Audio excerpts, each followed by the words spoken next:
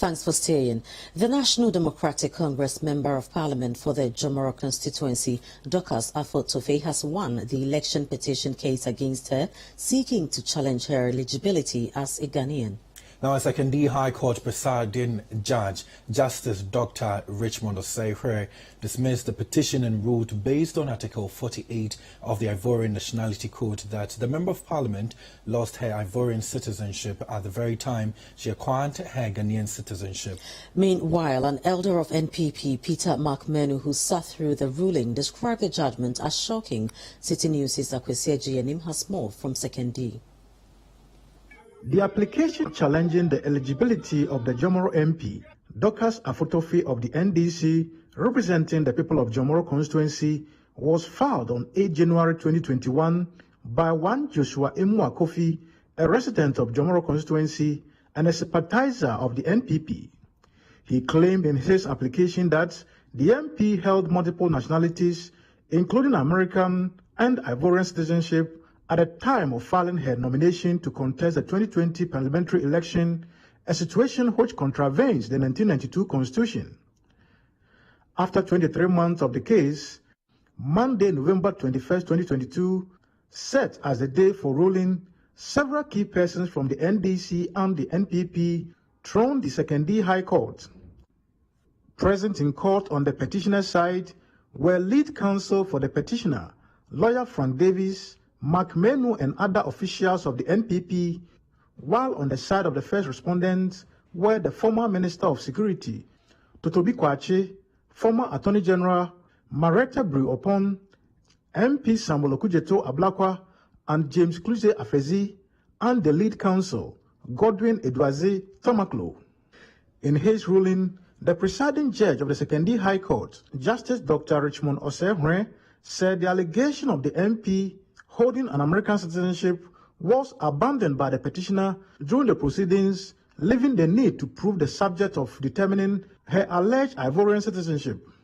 Since the MP in her defense had told the court she lost her Ivorian citizenship at the time of filing her nomination, Justice Dr. Richmond Osei noted that both the applicant and the first respondent managed to secure Ivorian documents to back their positions.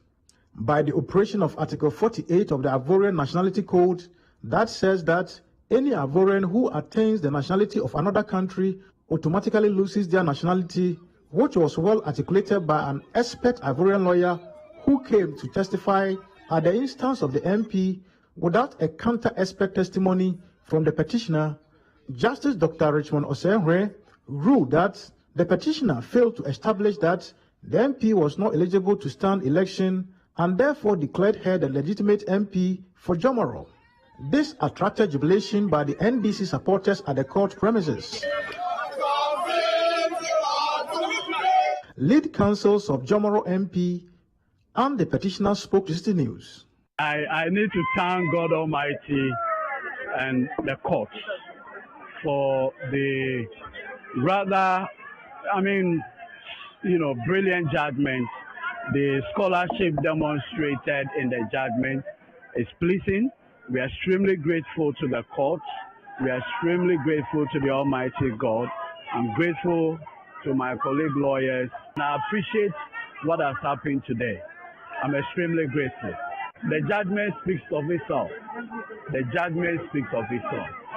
We put in a lot of industry. We didn't want to leave any loophole anywhere. Culminating in traveling right to Ivory Coast together with my client, the MP, and we are extremely grateful to God. And I thank you, the media men. In the course of this trial, some of your headlines were really discomforting, but I'm extremely grateful. The court has handed down its judgment. What else can we say? If we disagree with the judgment, there are avenues for us to vindicate our disagreement. For now, that is the judgment of the court. The court has said that the first respondent's election as a member of parliament for the Jomoro constituency was validly done by the Electoral Commission. That is the judgment of the court for now.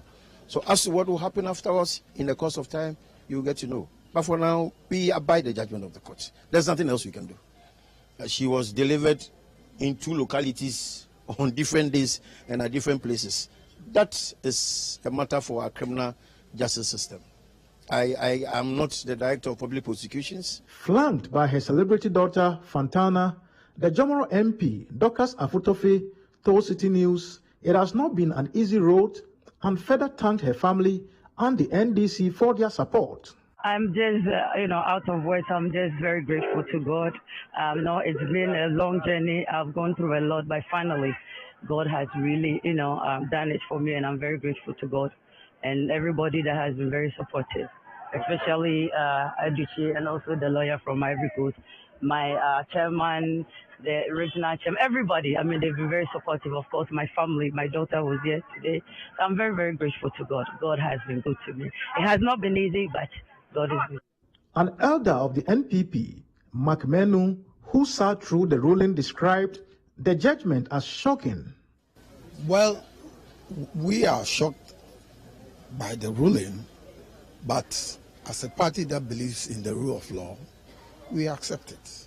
And as the lawyer rightly said, we're going to consult our people, the petitioner, to know the next step. For now, the Secondary High Court has actually ruled and confirmed that the MP for Jomoro is actually the rightful person to actually continue to hold on to the seat. But for the petitioners and their MPP sympathizers, they will still be looking at whether to explore the possible fraudulent acquisition of her Ghanaian passport. For Citi News, I'm Kwesi, Secondary.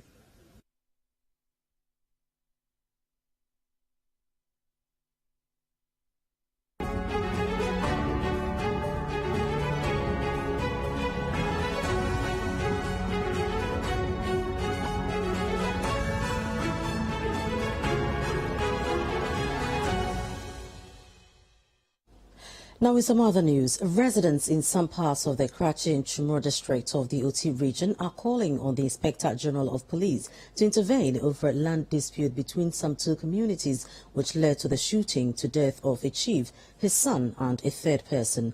The chief of Boria Himfe, who also doubles as the Nifahine for Chonke traditional area, Nana Kwame Mebo II's lifeless body was found in his farm when the joint military and police team was sent to the community upon receiving news of the chief going missing. Citi News' Desmond Selassie Ago has more in this report. The chief of Borai Ahimfie, a farming community in the Krachi Nchumuru district of the Oti region, and two others including his son, have been shot dead by some persons who are reported to be in the grips of the police, assisting with investigations. Sources say the murder could have been triggered by a protracted land dispute between Borai Ahimfie chief and some other communities in the Krachi Nchumuru district of the Oti region. The chief of Borai Ahimfie, who also doubles as the Nefahine for Chonke traditional area, Nana Kwame Mebo II's lifeless body, was found in his farm when a joint military and police team were sent to the community upon receiving news of the chief going missing. Sources indicated that the chief had organized a communal labor for some community members to harvest yam. Gunshots were heard from the farm where the chief and some people were working. Upon reaching the farm, the lifeless body of the chief, his son and his linguist were discovered in separate locations. The Nchumuru community has called on the IGP Dr. Akufu Dampare to investigate and bring the perpetrators to book. Meanwhile, the bodies of the deceased have been deposited at the Krachi Municipal Hospital morgue pending autopsy. Let's bring you more stories on the family of a 16-year-old boy who sustained a gunshot wound from a stray bullet by the police in Wa and subsequently got amputated is demanding justice for their son. The victim, Hafiz Ibrahim, who is currently on admission at the Upper West Regional Hospital, is reported to have been hit by a stray bullet from the police in the attempt to ward off irate youth who were protesting the killing of private security men in Wa. There's more in the following report by Citi News' Latif Mahama. On September 18, irate youth in Wa, the Upper West Regional Capital, embarked on a demonstration to register their displeasure over the killing of some 11 private security persons in the area. The rampaging youth also demanded swift investigations into the matter to prevent same. the police, in their attempt to ward off the demonstrators, shot into the crowd, injuring 3 persons in the process. 2 of the victims were treated and discharged. However, 16-year-old Hafiz Ibrahim, who at the time is alleged to have been returning from the mosque, was hit by a stray bullet. One of his legs has been amputated. Bado garam mamunde ya musira nan kurosa sopon boba na kabiri no kuma manya le tinga bado manga bin na yirin chele yiga daw kan do dama hawaninche. The victim, Hafiz, wants the police to support him financially to accomplish his dream of becoming a medical doctor.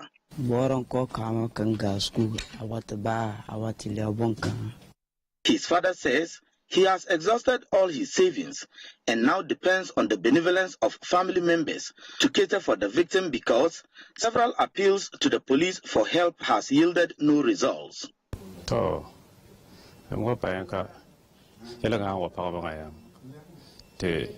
Tena pole sumbu ayi komunanti sangwa was tonia kulaban ka komunanti badu no pa mo tiloni chalenga yang ka sumbu pa tonia yon kulaban ka wo sika ba ka wo ko talebol kan amna ban yidi bu karjadi ta komunanti police yang bana yala bana bayale na ya ko boss jinga tinjanga yang because just some Krachi, some be natural uncle Bansore.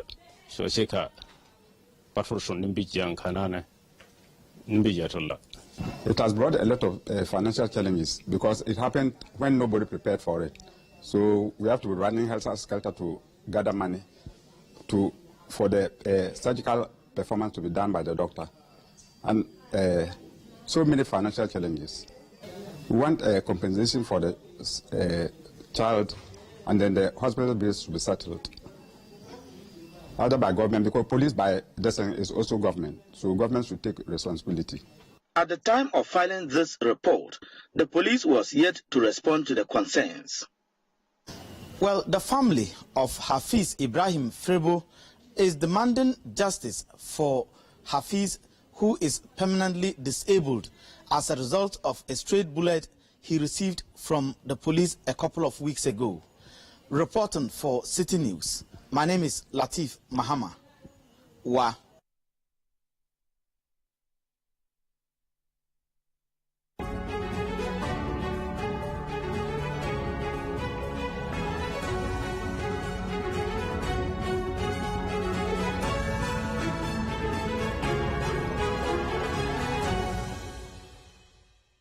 A latest survey by the Ghana Statistical Service has revealed that 1.2 million children here in Ghana between the ages of 4 and 7 do not attend school. Now, this particular staggering revelation has caught the attention of major stakeholders who are calling for reforms or interventions to be made. This particular survey was reviewed in commemoration of the International Children's Day, which was marked on the 20th of November 2022. Today on the Citi Newsroom, we will be visiting some communities who are known to be culprits of this particular challenge. And we'll be assessing the situation and to find out what can be done to remedy this particular canker. We're here at Asha Town, which is very close to Jamestown and its adjoining communities. And just very close to this particular town is the Asha Fort.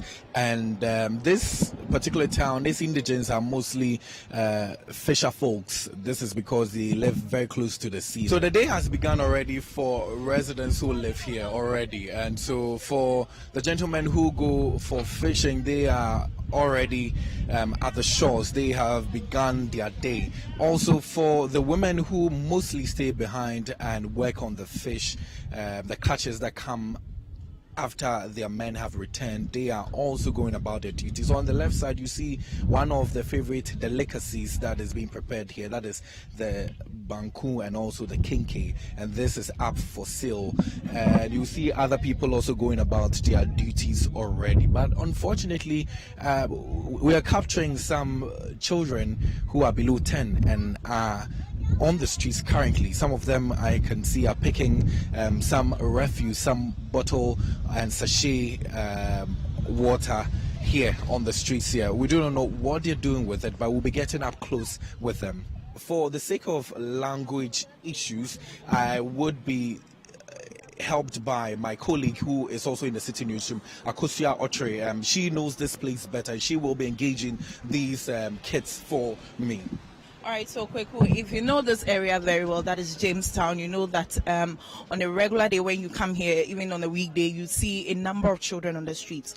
As you rightly said, we just spotted these kids in town. It's 12 p.m. and a lot of them are not in school. So for this child like this, to your thing. Mina no here be a name, mene Monday or here be no yas. Maba. Mama Kenishka. Mama Kenishka. Nick about pay me. If I peshka. School fees can we? No, no, ya school. It will be an eno here, be a minufio. We are lato. Near Halatoy. You mean in your cafe? I get you. I get you. No more get you. Slamly. Okay, on your me alone, my alone. Mammy, Mammy. Okay. So what bombing of your area? Halato. Bo halato. The bo ya school. Mama, a person near Quam. Oh, my if you're coming. A capunyam. A peco uniform. So it looks like it's something that all of them have. The Kweku, these kids have been interacting with us, saying that they don't have the uniforms, the books, and all the stationery to enable them learn, and so that's why they are actually walking around and not studying. Well, great. So we'll be tracking their parents just to find out what their reasons have been and how we can actually salvage this particular situation. You know, in your sisters are be jammy. Sabita flat, Melco May mini school, Melco May mini school. Ne Ochifonchi, Amateme Kwame school she knew your chile. Melcomela may across every flat, I mean, Mamma, Fijam wa. Ne Amamim, the she work me a school, Chifoncha school, she knew him. Ecome way a clam, Mamma, Benuchuma Papakuni. I'm a chuna, Banya, and Okuna, make a quick can be a one. Kenyan, I mean, be any. If you're tomorrow, I may ask school. Where I may age, Kokame here. Oh, I may be not motion 6 years, 7 years, 8 years, 5 years, 1 year. Okay, one many main problem. Okay, I'm a Fiji. I mean, why could about pay fees alone? Mini, my come school, I come in, I'm a teammate, I'm a free education. Me come when I tell you, no, not Baham and I make a school. Papa, ni me come on, yemi. Ni mami me ko papa ma yo wa me han gbe kan bi asku ba ke ni papa ha le nwe nye ni ha aka shi ye ko ani no no ni mami on na ka mami afijan wa papa e ya e ba ni san ni ke na no ko fi support mami ni mami on egbe yi no ko fi ni ke han gbe ken ke ya si papa ke ba kra e wo mami on le nwe ba ke ni papa ha le nwe ha be gbe kan nye shiamo no ni gba wo na oti. We'll speak to some more find out what can worry with you. Boy, be and then why what leg be a new be. She boy be baby. Obi baby a school be a new be a bauna. O egban be na menyo po man be an eminent any batashin pon you are win chofen pon one. Scabi an na mete one as to kwame na mete ne ke blomo ne se fen bafu. I make a free education. Ska say kwame yo sky. I'm a yosh, can you any mammy me? I'm a pammy. Wa Nakan. Do a cut moment I tape and what's on cat. I shall quick a mammy, you could my sonny big and your minute. A tashing. One day by Nakan. Meanwhile, stakeholders in the education sector have been reacting to this particular situation, and that Africa Education Watch, which has been critical of the education system here in the country, has been calling on government to put in more efforts to achieve more children getting back to the schools. Not too surprised, because we've been interrogating data every day as part of our work. Even if you took a walk along the street of Accra, you would see lots of children, you know, at traffic intersections, begging and all over the place. So the out of school children menace, you know, has been escalating. over the years, and no citizen can pretend that they don't see children loitering around on the streets when they are supposed to be in school. So we are not surprised we saw the data from the Statistical Service. We are rather surprised that things have been left to escalate to this level. Strategically, as a country, we haven't positioned basic education as a priority enough. We have pretended as if we will forget about the compulsory aspect of basic education as enshrined in 38(2) of the Constitution and just move along naturally. That posture hasn't helped. If we pursue basic education as a constitutional right, which is compulsory, in the rural areas have not invested sufficiently enough. That is the first reason why about 10% of children who are supposed to be in primary school are not in primary school. Apart from that, the second reason is, of course, poverty. It's a key driver. If your children have to walk for miles and kilometers to school in the rural areas, then poverty kicks in. They may not go to school because they are hungry. You don't have the resources to afford transportation and all that. Has government put in place adequate school infrastructure to supply basic education to the citizenry? No. And until and unless we see government investing heavily, not just in basic education, but in basic education infrastructure expansion and maintenance, we are not going to see our access data improve. All that should matter to us is the welfare of the child. And if you can rally all the mechanisms around it to make sure that we give our children the best education, I think that that will do. Because you go to a particular society or a community, there's no sign of, let me say, a role model kind of in that community that promote education. So all that they wake up to see every day is a particular way of life. And such children will never have the appetite to be in the classroom. So it is a matter of policy to standardize it in the system so that irrespective of where the child is, the right to education will still be an agenda that the state must promote. Other than that, we will still be living under the same constitution. Others would take advantage of it and enjoy education. Others who are blind to it will not have access to education, though government is making an investment. So there must be a general policy that we have to be conscious of to say that we want to standardize it irrespective of where you are. That person must enjoy their right to education. You're still watching the City Newsroom on Citi TV. Now, the question on the minds of a lot of people has been, how do we remedy this particular challenge or this situation? How do we reverse it? Well, I will be speaking to the Public Relations Officer for the Korle Klottey municipality. They have started an initiative to help reverse this particular trend, and she's joined me here.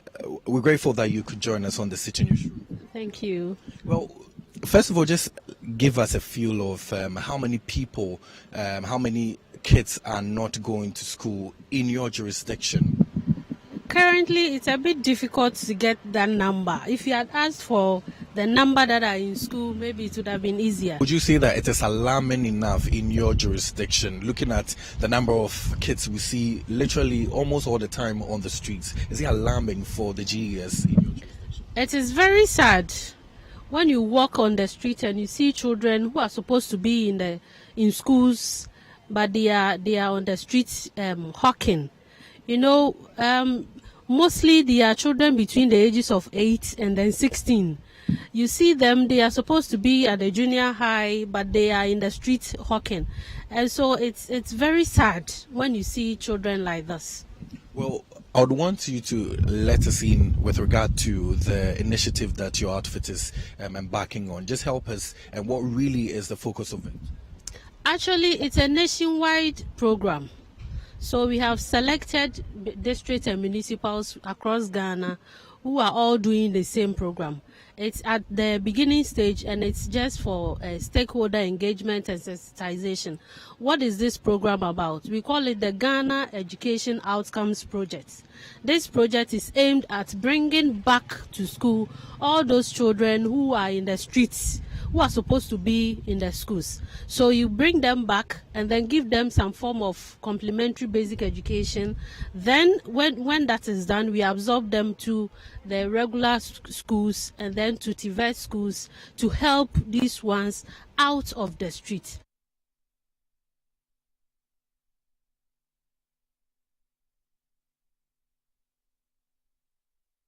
This is the Citi Newsroom, still to come. National Road Safety Authority discloses almost 400 people killed in road crashes between January and October 2022 in the Ashanti region. Details of this and other stories coming up shortly. Please do stay.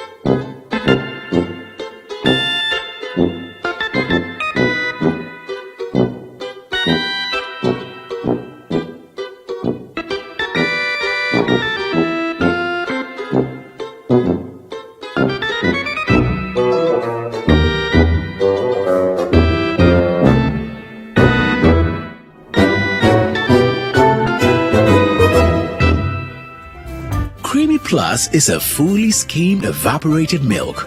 Creamy Plus is available in a shop near you. This message has been vetted and approved by the FDA.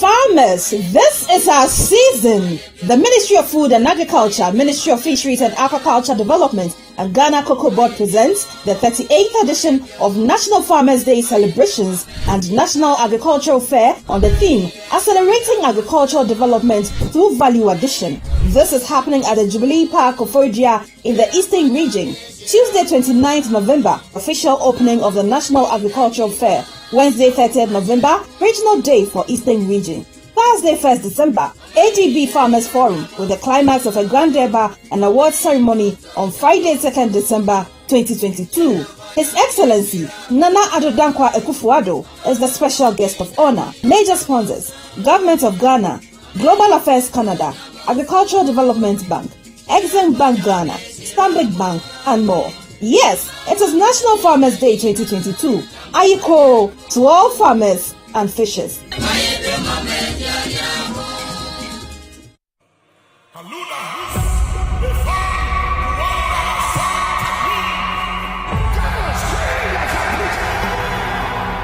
Please listen carefully. God is speaking to us.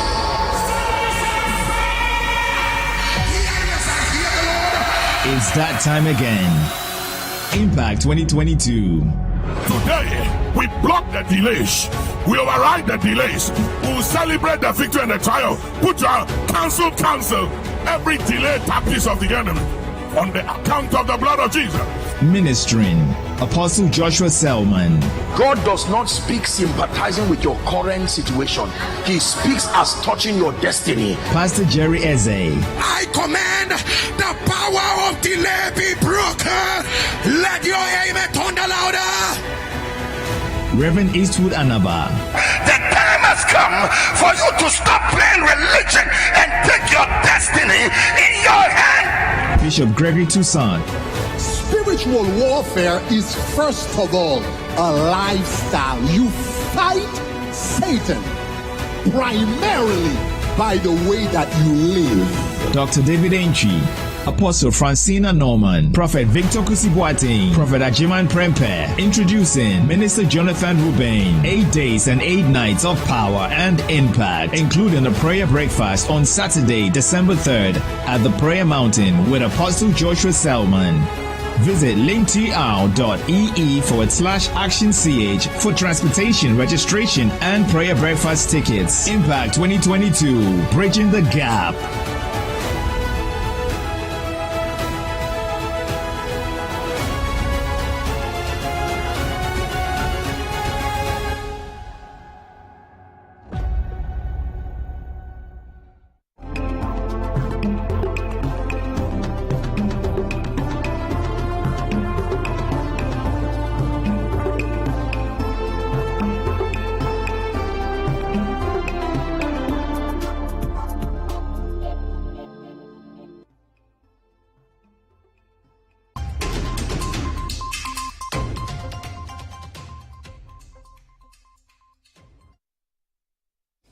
Hello again.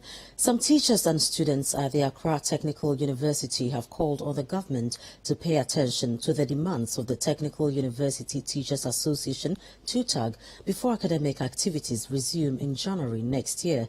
TUTAG has declared an indefinite strike over conditions of service, which includes fuel allowance, vehicle maintenance allowance, and off-campus allowance, among others. According to the teachers, their demands have been on the negotiation table since 2016 without being attended to. The leadership of the Technical University Teachers Association, TUTAG, has asked its members to stay away from all academic activities on campus. As it stands now, here at the Accra Technical University campus, the students are actually on recess, but the students that we met actually indicate that the strike is still taking effect on their academic activities, since some of them are in the third year and would have to get their project works vetted by the same lecturers. The leadership or the TUTAG members are saying that for the past 6 years, since 2016, they've been in some form of negotiation with governments over their conditions of service, basically to ensure that their vehicle maintenance allowance is paid, that of off-campus allowance is also paid, but that has since not gotten the attention of the government. So they believe declaring an indefinite strike starting from last week was going to really get government's attention towards their concerns. Here on campus, we can see that a number of classrooms have been locked, and it's quite obvious because the students are on recess, and some of them are here locked with padlocks, and students are not having access, or they are not gaining access to study in any of these classrooms. The library, we understand, is open for them to do their research work, but essentially the TUTAG leadership or TUTAG members are saying until the government heed to their concerns, they are not coming back even when school resumes. I'm a TUTAG member, but all that I know is that we are on strike. When I woke up the next morning, I saw on our page that we are on strike. That's all that I can say about it. But what has been the reason associated with the strike? Unless you see the main executives. Last week, I saw the national executives around, but I didn't know what the reason why they were here. They came from other campus to Accra, but I didn't know what exactly they were going to say. They were coming to do in Accra. But the next day, I saw that notice has come that we TUTAG members too are on strike. And being a member, we are all on strike. There are a lot of us. Me per se, I'm in level 300. I have to submit my project work and then do a lot of things, do my Turnitin reports and all those stuff. Without the lecturers, there are no approval to our forms so that we can complete our project work. So it's affecting us a lot. We just pray that everything will be resolved between the lecturers and then the government so that we can finish everything quickly and complete the school. According to the lecturers, they've been making this demand to government for the past almost 6 years now, and the government is not really paying heed to their concerns. What differently do you think they can do to probably get the attention of government? It's all about good negotiation. At times you go into negotiations with people and then there are no proper agreements. It's all about patience. At times you have to take an action so that the government can pay heed, like the strike. But in this sense, it's affecting us a lot. Though we are on vacation, but we third-year students are really going to hardships because of this. We understand your lecturers are on strike. Are you aware? Not even aware of it. How come you're a student here and you don't know your lecturers are on strike? I think we went on vacation before the strike. And so I don't even know about it. I've not heard of it. When you resume and your teachers are not there, how is that going to impact your academic work? It means there's going to be delay, like starting lectures and other stuff. There's going to be delays in lectures, starting lectures, and it's going to affect the academic calendar. Which level are you? 200. Ever since you came to this school, have there been any strike? Yes, but then the lecturers were still attending to us. There was strike, but then they were still attending to us. Now, the concerns of the lecturers are that they want vehicle maintenance allowance, they want off-campus allowance, and a number of other allowances, fuel allowance and stuff like that. And they've been negotiating this since 2016. What do you make of that? They deserve it and it should be given to them. That's all. Because it's since 2016. And I think a year ago the strike was about the same thing. Some students are calling on their lecturers and the government to really negotiate and come to that amicable solution that would really come to their benefit, essentially as far as their academic progress is concerned. My name is Fred Duho, reporting from the Accra Technical University campus for Citi News. The National Road Safety Authority has disclosed almost 400 people were killed between January and October 2022 in the Ashanti region, while over 3,000 sustained various degrees of injuries within the same period. The authority says available data shows that speeding and stationary vehicles continue to be among the major causes of road crashes in the country. Although there is a reduction in the figures as compared to previous years, road safety officials say they are intensifying enforcement to further bring the number of fatalities and injuries down. Citi News' Bureau Chief for the Middle Belt, Edward Oponmafo, reports. Lives of many Ghanaians continue to be cut short due to rampant road crashes. Many infants have become orphans as their parents, who are their breadwinners, have died and their dreams have been shattered. Aside from the deaths recorded, many people are suffering from injuries. Benjamin Kwesi has been a driver for 22 years. He operates from Asafo in the Ashanti region to Havasini in the Western region. He was, however, unlucky on November 7, 2022, when his vehicle was involved in an accident which led to the death of one person, while several others, including himself, sustained injuries. But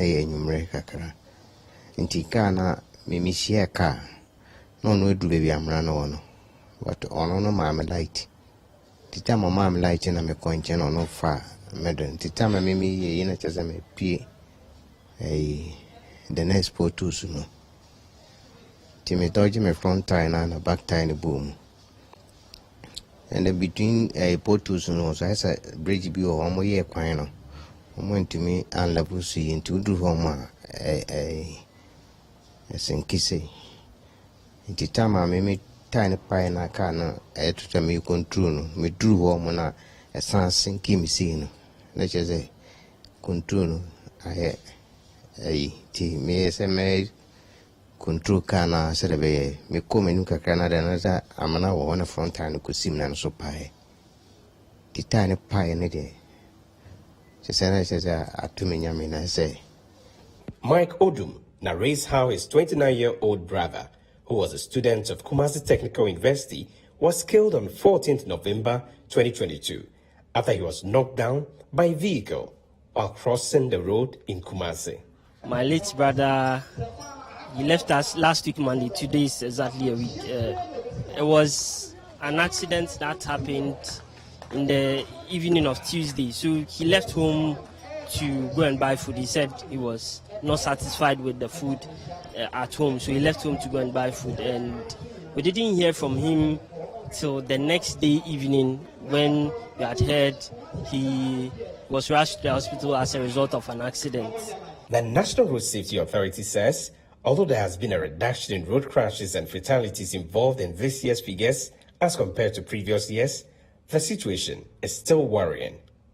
Simbiat Redu is the Ashanti Regional Director of National Road Safety Authority. Okay, so from January to October 2022, we have recorded 2,886 road crash cases in the Ashanti region. Out of it, 4,865 vehicles were involved. We are looking at commercial, private, and then motorcycle. And then 377 people got killed, or people were killed out of the crashes from January to October. So we are urging the general public to subscribe to the National Towing Service by the GPRTU and ensure that within an hour their vehicles are towed off on the highway, and then within 2 hours their vehicles are towed off in the urban areas. We are enforcing, or we are seeing to it that our vehicles of broken down vehicles are cleared off our road space, and so the exercise will take off by the end of the year, and then all vehicles will be towed off whether you have subscribed or you haven't subscribed. The mayor of Kumasi, Samuel Pan, says the assembly is worried about the rate of road crashes in the metropolis. In collaboration with Bloomberg Philanthropies, KMA visited some accident victims as part of 2022 World Day of Remembrance for road crash victims and presented them with undisclosed amounts and various items. The assembly also organized a sensitization campaign on road crashes at Dunkirk in Kumasi, while leadership of various driver unions were enlightened on the need to ensure sanity on our roads. KMA and Bloomberg Philanthropies, after donating 2 speed measuring devices to the Ghana Police Service, has now presented 5 more devices to enhance enforcement. Drivers should be cautious. Whatever that they do, they adhere to road regulations, safety regulations, and also pedestrians and other passengers should also be mindful how they also use the roads and how they behave on the highways. As part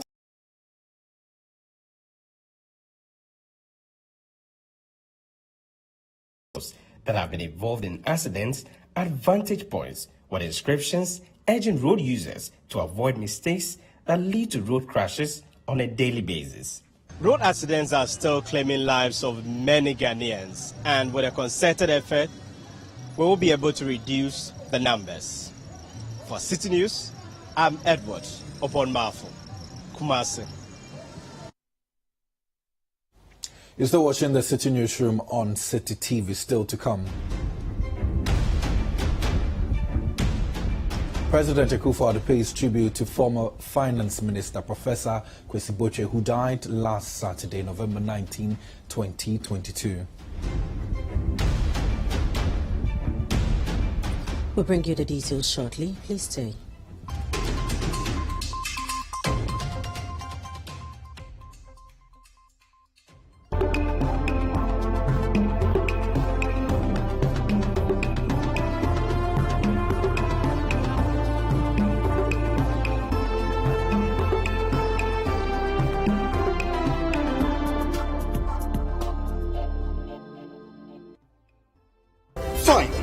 Anyone can become a house owner. Oh, wow. Yeah. You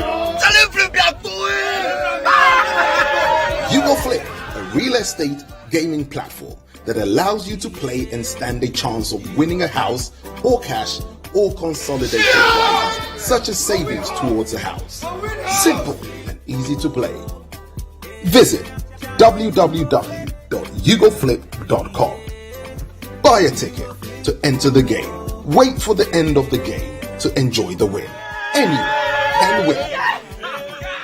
Flip it or own it. You Go Flip. This advertisement has been vetted and approved by the Gaming Commission of Ghana. Play responsibly, not for persons below 18 years, and gaming can be addictive. Men do not like overconfident women. Don't touch me without my permission. I'm a playful guy and I do get carried away sometimes. You are selfish, manipulative, and you are a narcissist. After all I've done for you. What have you done for me? You actually called me Barry. You know my mom doesn't know any better, right? You say that now, but then when you see your mother, you start to act like you're deaf and dumb. You were supposed to be more careful. I've been. Clearly not enough.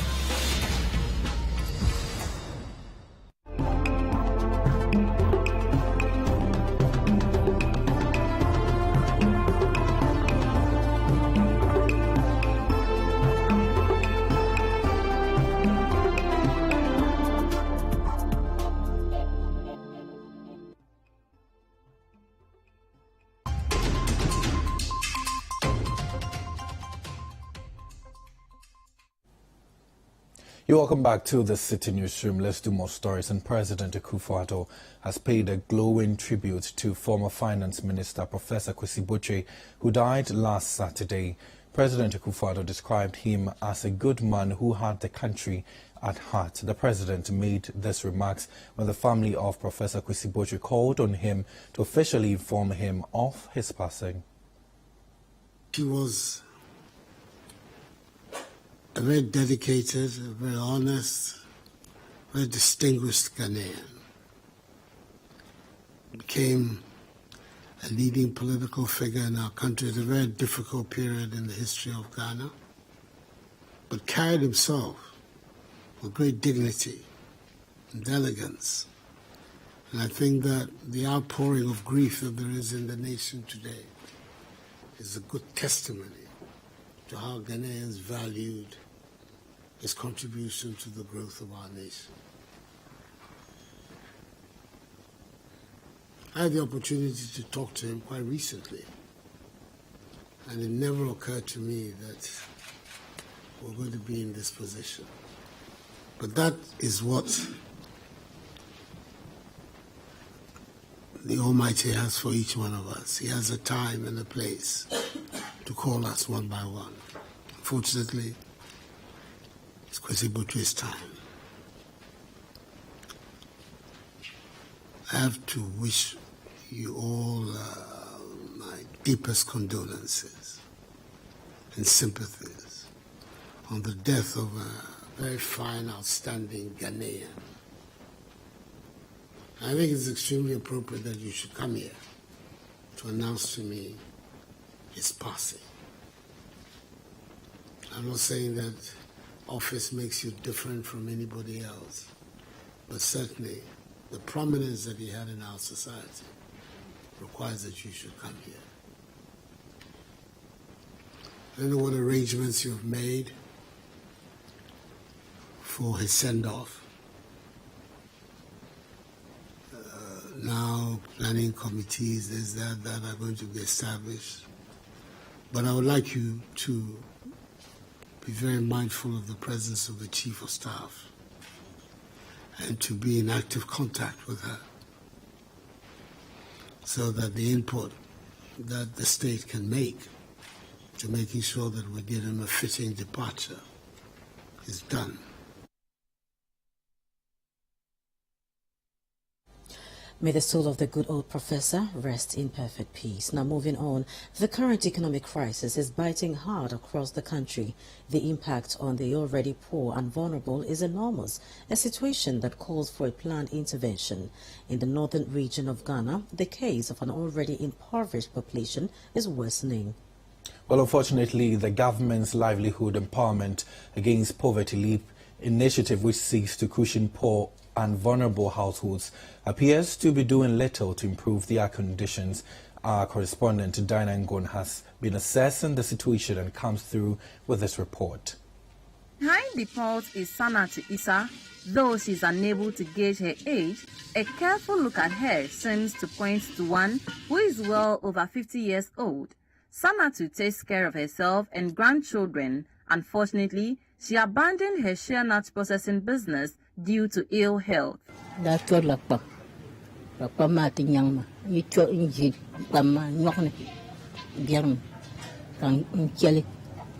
Sanatu is one of the over 344,000 beneficiaries of the LEAP program under the Ghana National Protection Policy. The initiative aims at cushioning vulnerable households, especially people like Sanatu, against poverty.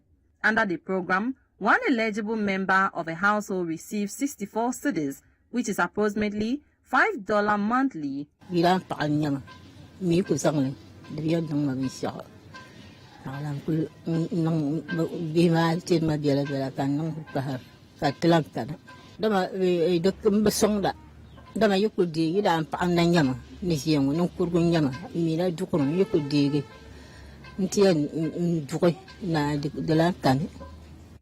Ladi is Sanatu's neighbor and a beneficiary of the LEAP program. She tells me the monthly stipend was helpful in the past, but inflation has completely eroded its value. Send a see ban. A woman 100 cedis is Tabasa, not many million 50 to 52. Namisuma for 52. Intimate, she. Intika, Homutimi, Bika, who I ate if you and Yashe, Intika per se, Yansuya baby. Inti, Common Manu, ye Kakran, and so I started baby. It was same me, baby crack, table catwan, Mamma told baby Kakan beds, scanning your bumper in Kolani Tina, Dabako Penasa. There is no doubt that social protection programs are very important. Experts warn that the prevailing economic challenges could push more people below the poverty line, making social protection programs more relevant now than before. However, there are concerns over the quantum of money spent by the government of Ghana under its social protection programs. A recent survey conducted by Send Ghana reveals that Ghana spends less than 1% of its GDP on social protection, which falls far below the 2.2% average in sub-Saharan Africa. Here is the Northern Regional Program Manager for Send Ghana, Mohamed Mumuni. People who cannot afford 3 square meals a day. And for that matter, we have decided as a country to provide them some cash handouts. I mean, who is talking about them? That money continues to be in arrears. It has lost its value considering the inflation. 64 Ghana cedis. What will it buy? A bag of maize today is going for over 300 cedis. Can we even buy, 2 liters of oil?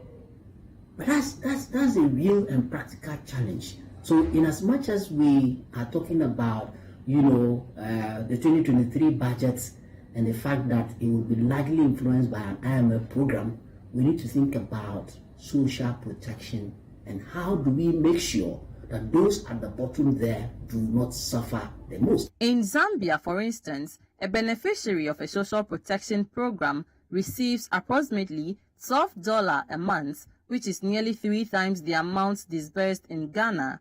Back in Ghana, there are calls for the government to invest more in its social protection programs, correct anomalies, and get a social protection bill passed by Parliament. But does the ministry in charge intends to consider an increment of the allowance anytime soon? Dr. Mills. Embattled Chinese Galamsey Queen Aisha Wan has removed Captain retired Nkrabia Ifadate as her lawyer. He has been replaced by private legal practitioners Miracle Attaché and Hope Agbado. Now, the former NPP MP has been the legal counsel for the controversial Chinese national since 2018, representing her both at the Circuit and High Court in the first Galamsey prosecutions that were eventually discontinued by the state. Captain retired Nkrabia Ifadate also represented Aisha Wan on the new charges bordering on illegal mining and illegal entry into the country, both of which cases are running concurrently at the Circuit and High Courts. Now, he has already cross-examined the first and second prosecution witnesses and was scheduled to cross-examine the third prosecution witness on Monday until the new lawyers announced themselves in court as replacing him. It remains unclear why Aisha Wan would have taken this decision to replace Captain retired Nkrabia Ifadate as her lawyer. And that's how we wrap up. We have more news on our website, citinewsroom.com.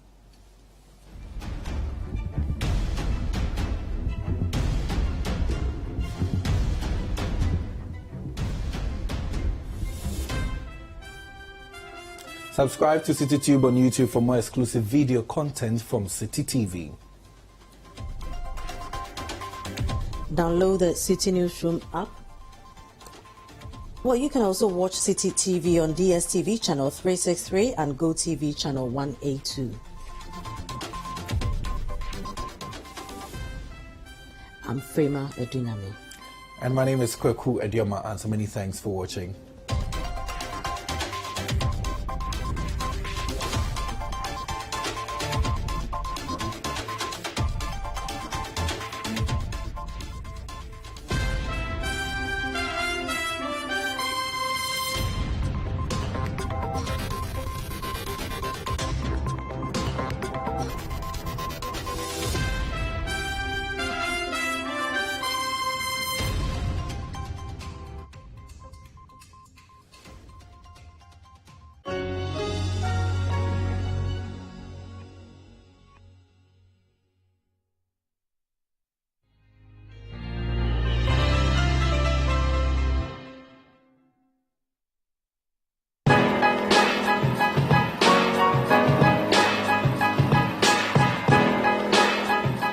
aside raising funding and be a unicorn, the main goal is to impact life, to enrich minds, to know that the African youth is capable of changing the narrative, taking charge of their lives, whether it's running a business or working for a company.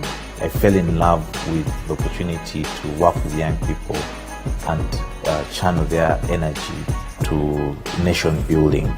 It's my job, once you join the team, to figure out how best you can use the strengths and even the weaknesses you have to advance the cause to prosperity for 1 billion people.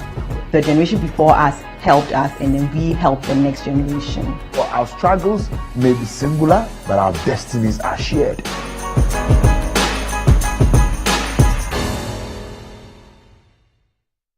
My name is Gina, and this salon is where I work.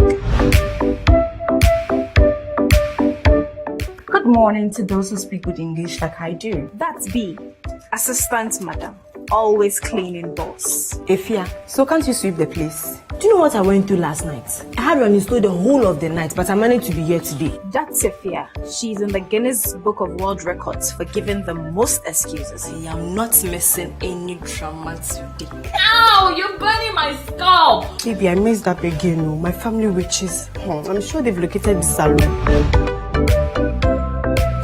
Hey, don't come and prophesy on me. That's Hannah, always acting religious. I didn't see you on Sunday. I hope it's not about that gentleman. Is he cheating? If he was just cheating, it wouldn't have been a problem. He bought that foolish young car. Sometimes you just have to figure out things you are doing or not doing right. Especially with the bedroom things, maybe you're not doing it right. Ask God for more style. Grandma is back. Look, today I have hip pad and buttocks pad. You like this? Your buttocks is like my palm. Which part of your body do they want? I'm Gifty, the owner of this salon. Good. Now that's our boss. Hey! Last time the week we came to pick, you still haven't brought the money. Ask Gina, I paid her. She's owing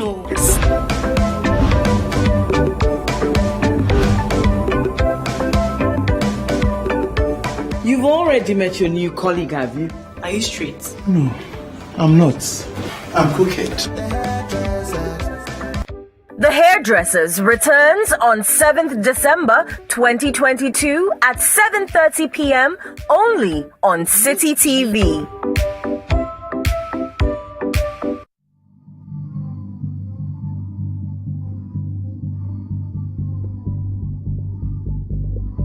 We are resorting to more expensive chemicals to be able to get to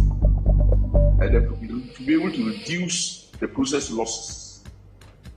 If you go to Odaso, if we're not using the polyelectrolyte, we might not have been able to even get up to 30% of the water to send to Obuasi.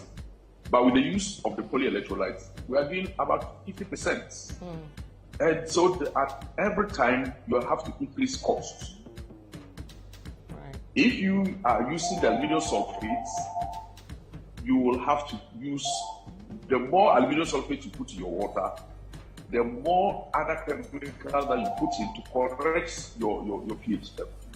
So at all times, the costs continue to go very, very high.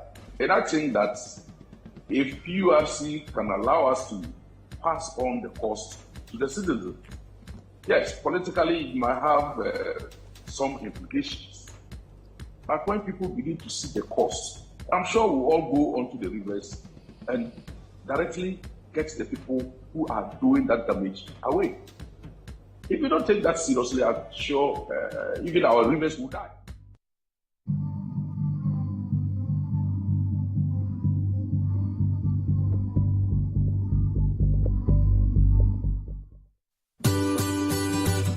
Citi TV is live on DSTV. Go to channel 363.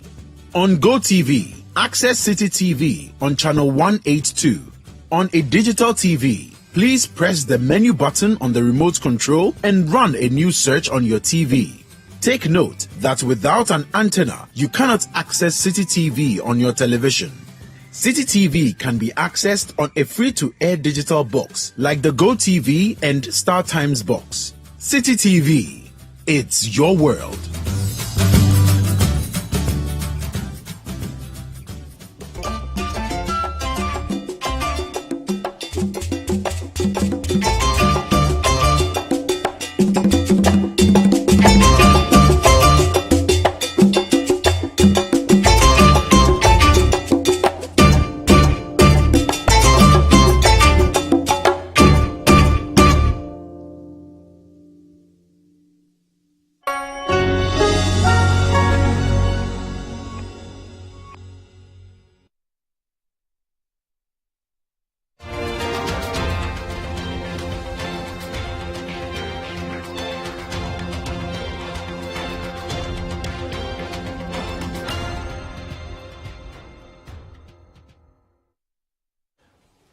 You're welcome to The Point of View. The Point of View is your favorite current affairs program on television. On The Point of View, we select the right topic, we bring the right guest, ask the relevant questions, and then often leave you with some insight.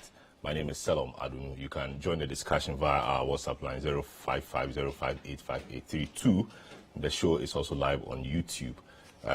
Get to the Citi Tube channel on YouTube, and you can follow the discussion. You can leave your comments there as well, and we will read them out to the rest of the world. Tonight, we are looking at the matter of the court dismissing the petition brought against the Jomoro MP. We look at an analysis of that. We speak to key persons from both sides on the matter. As you may recall, a member of the New Patriotic Party in the Jomoro constituency petitioned